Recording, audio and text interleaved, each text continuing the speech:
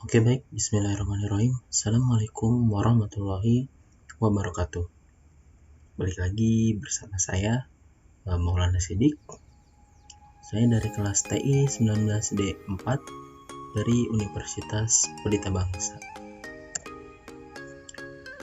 Nah, pada kesempatan kali ini saya akan mempresentasikan sebuah hasil akhir dari ujian akhir semester saya di mata kuliah kecerdasan buatan.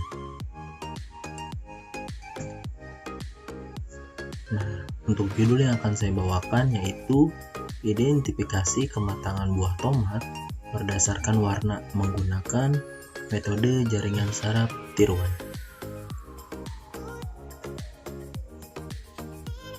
Nah, jadi di industri pengolahan hasil pertanian dan perkebunan sangatlah berkembang pesat.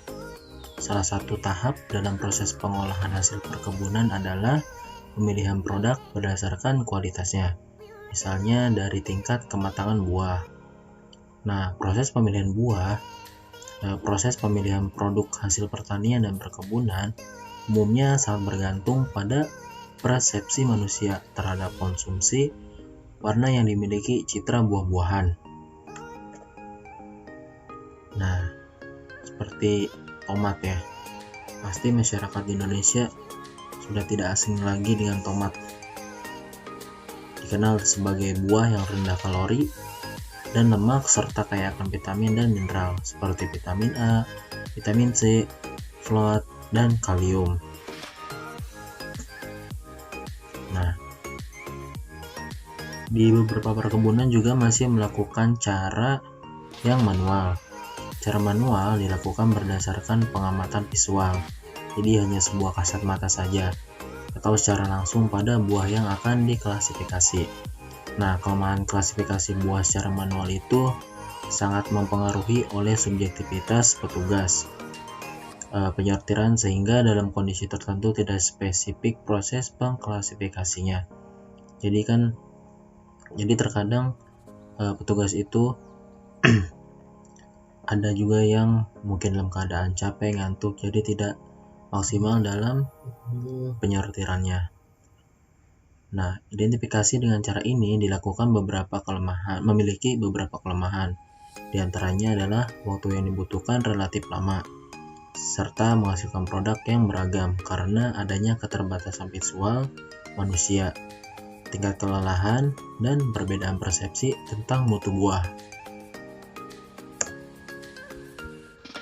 Nah, kita masuk ke pengolahan citra. Pengolahan citra adalah pemrosesan citra atau image processing, khususnya dengan menggunakan komputer menjadi citra yang kualitasnya lebih baik. Dengan kata lain, pengolahan citra adalah kegiatan memperbaiki kualitas citra agar mudah diinterpretasi oleh manusia atau mesin. Nah, sedangkan citra digital adalah representasi kemiripan atau imitasi dari suatu objek. Citra sebagai keluaran suatu sistem perekaman data dapat bersifat optik berupa foto, bersifat analog berupa visual berupa sinyal-sinyal, video seperti gambar pada monitor televisi, atau bersifat digital yang dapat langsung disimpan pada suatu media penyimpanan. Nah, kita masuk ke histogram warna.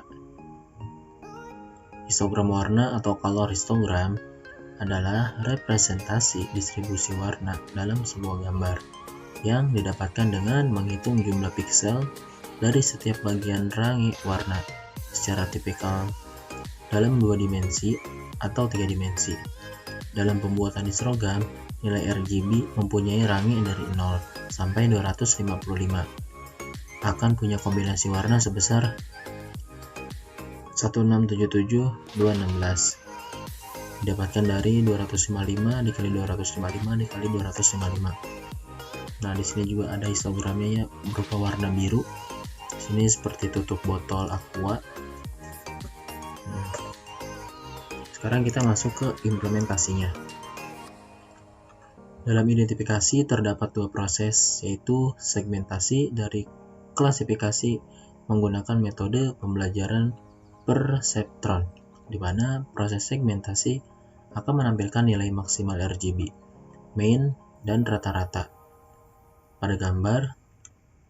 Kemudian akan menampilkan juga grafik histogram dari histogram yang terbagi atas komponen warna merah, hijau, dan biru. Sedangkan pada proses identifikasi menggunakan metode pembelajaran perseptron akan menampilkan hasil proses perseptron. Nah, seperti gambar di samping ini adalah menu utamanya.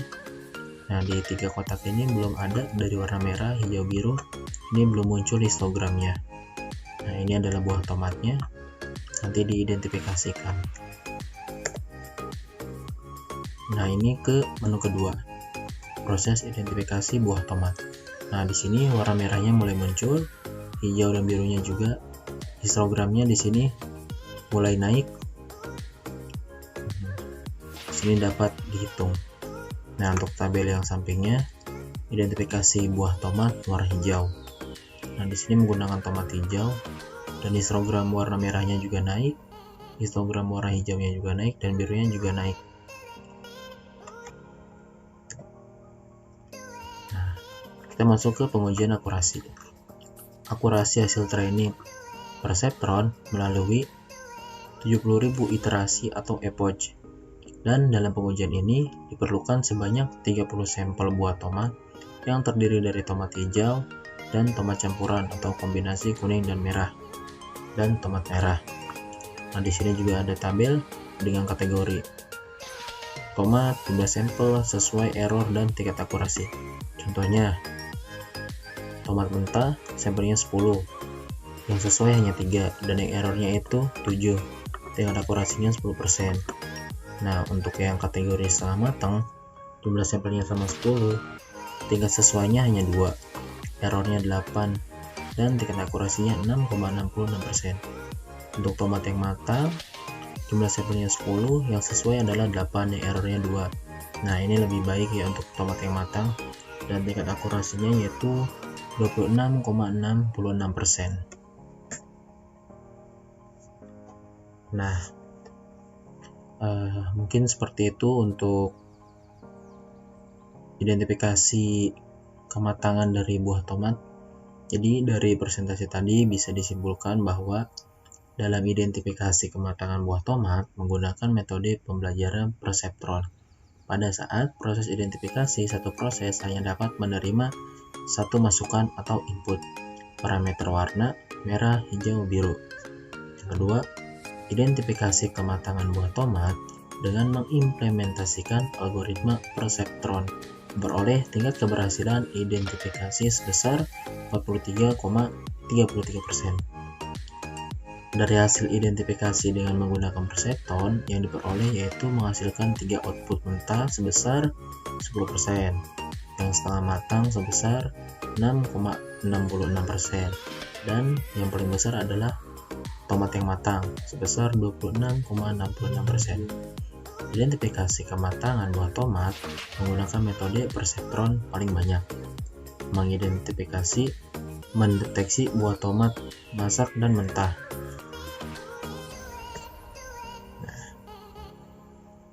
Jadi saran yang ditunjukkan untuk pengembangan penelitian ini yaitu diharapkan dengan pengembangan aplikasi identifikasi kematangan buah tomat dapat menambah spesifikasi media webcam dan pencahayaan yang cukup baik.